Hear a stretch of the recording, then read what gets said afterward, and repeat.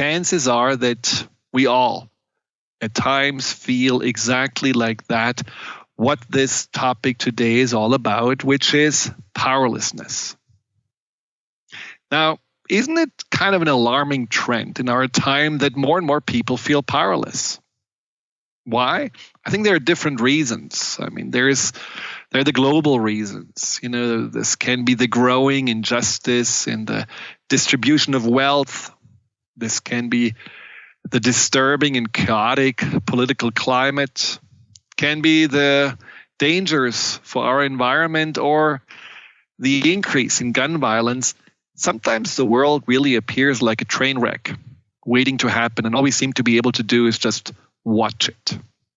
But you don't even have to watch the news in order to feel powerless. You can actually just look at your day-to-day life and get a sense of powerlessness by sitting in traffic, stuck with thousands of other commuters, and going at snail pace to work, feeling that once again you're going to be late.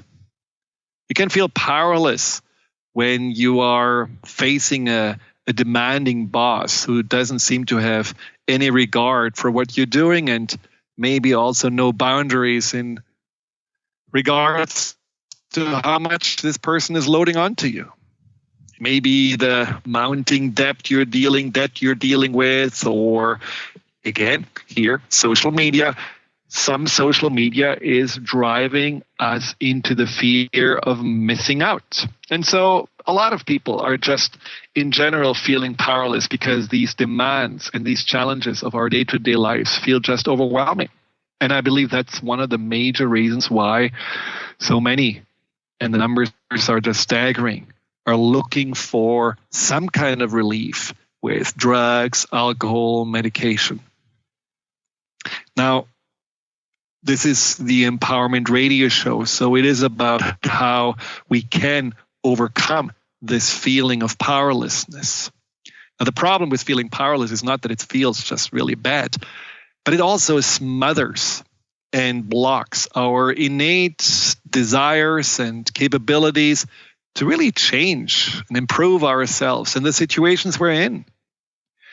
But the biggest problem with powerlessness, I find, and don't take it the wrong way, but the biggest problem with powerlessness is that often it is an illusion.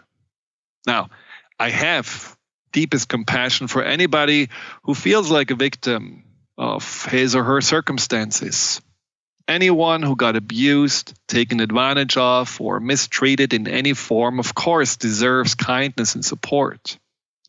But as one of my clients said, who was raped and molested as a child, we cannot control everything that happens to us. But this is only the beginning. What we do from that point out is ultimately our responsibility. I love that. I really love what she said because it was such a turning of the tables. She could have ended up just as the victim of her childhood and never really seen anything beyond that, looking in the mirror and seeing still what was done to her. But she chose to look at life and herself differently, not only as a survivor, but as someone who actually takes ownership over her life and says, whatever was done to me doesn't define me. I choose to define myself. And that is an ultimate way to become empowered, that form of responsibility.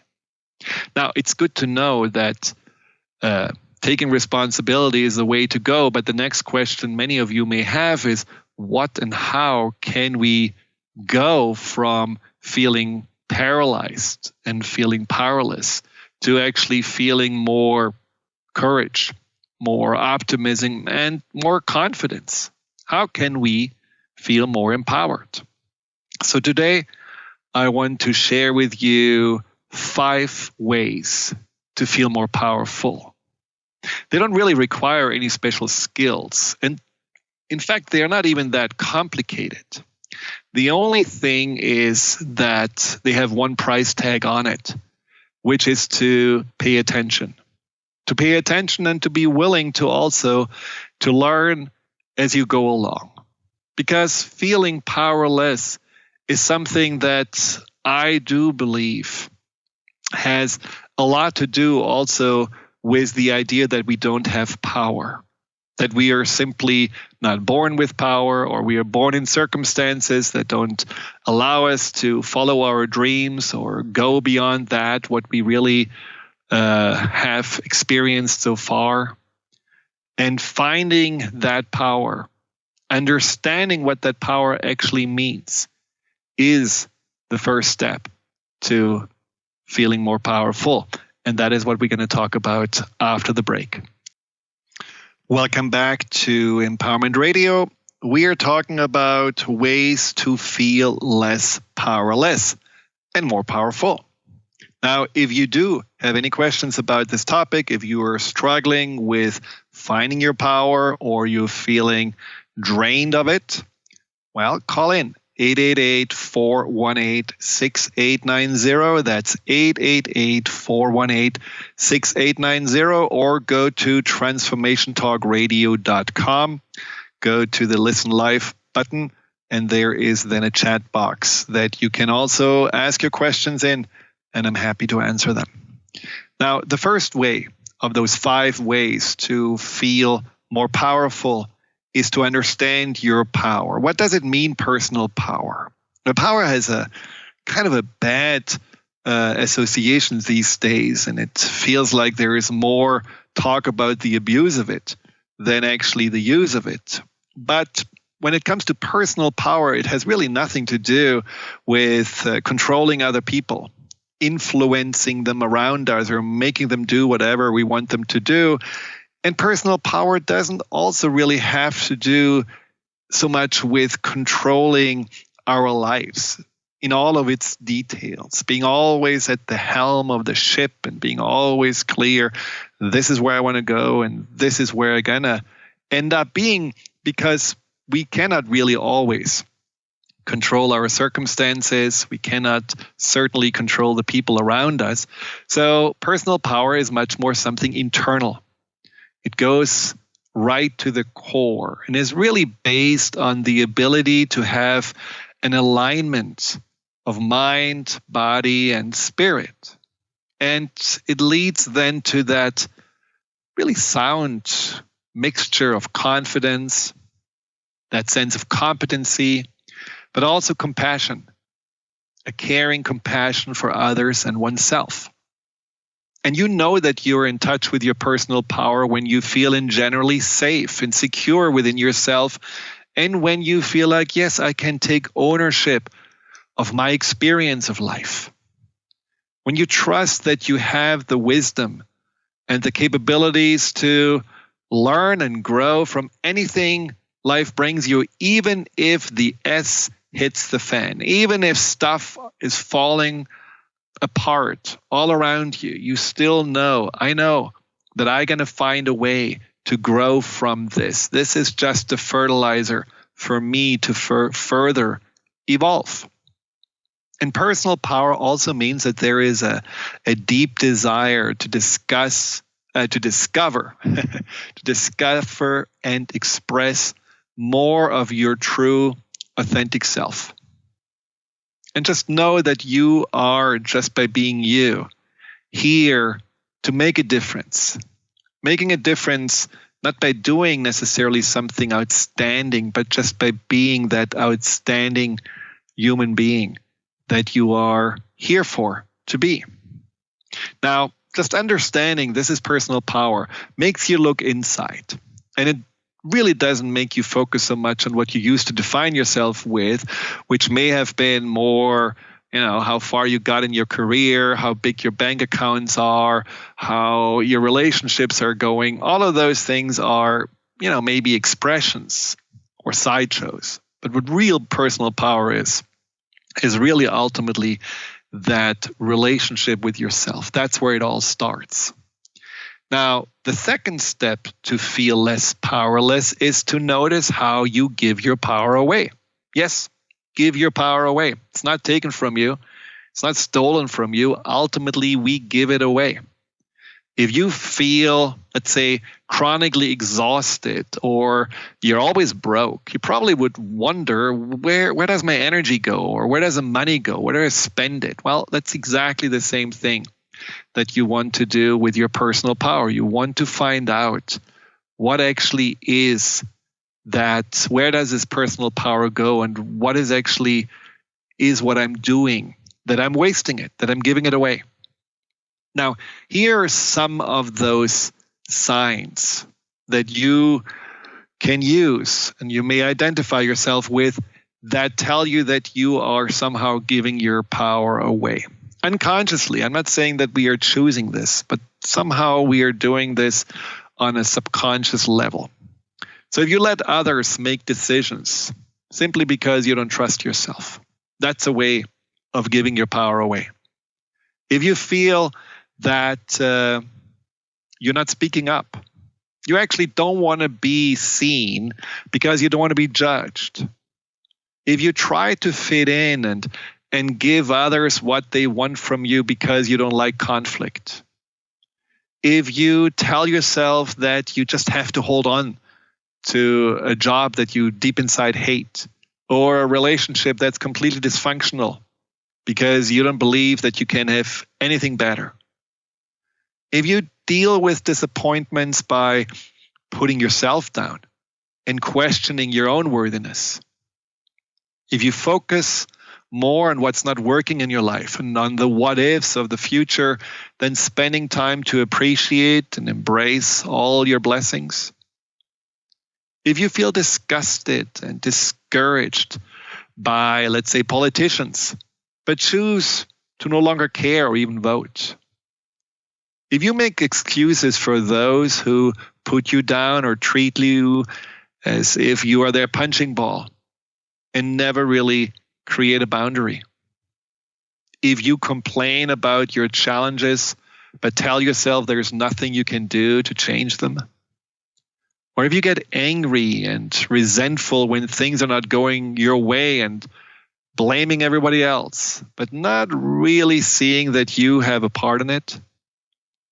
all of those things are telling you that you are somehow giving your power away.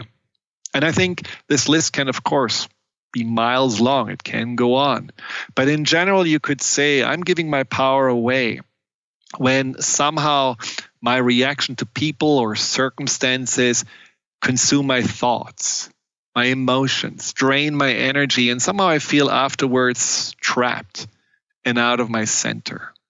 I did this very nicely with our neighbor who I asked several times to help, and every time it's at least 4 weeks until you get a response. And at some point you just feel like, well, why do we get ignored? What's going on? And that's exactly the moment when the power is slipping through your fingers because you are thinking more about their motivation, what's going on in their heads, what does it say about me, what does it say about our relationship, rather than saying, okay, what's the solution? And the solution would be just ask someone else or do it yourself. And that's exactly what I did. So this is something for all of us, just to notice that this powerlessness is something that often we are creating through old beliefs, creating through old patterns, but also creating maybe through that familiarity of just going more into wondering and maybe judging others. And as I said before, blaming them for how they make us feel, then just turning the tables around. Now, that's the second step. Just notice what you do. And of course, ideally, you change it. Ideally, you turn this around. And one way to turn it around is also something that I feel is often really, really hard. And it's hard because we don't notice it. We don't notice how that is a form of disempowerment and how we could change this to become more empowered, which is basically when we are dishonest and distruthful, especially to ourselves. One of the biggest power drains is lying. Lying to keep the peace, lying to keep face, lying to make yourself look better. A client of mine told me once that she feels so exhausted because she cannot sleep anymore, because she has to continuously lie to her aging mother about her marriage, pretending everything is fine when in fact everything is going into shambles.